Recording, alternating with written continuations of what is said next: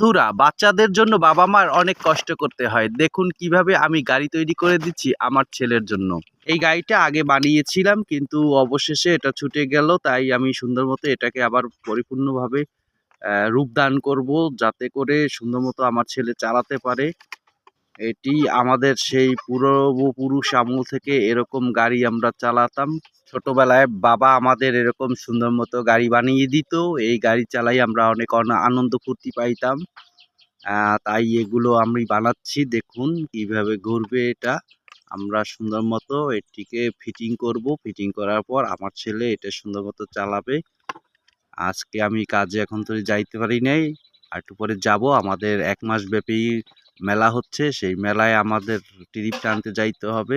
যার কারণে আমি ছেলেকে একটি সুন্দর মতো গাড়ি বানিয়ে গোসল করে খাওয়া দাওয়া করে তারপরে মেলার ট্রিপ টানতে যাব।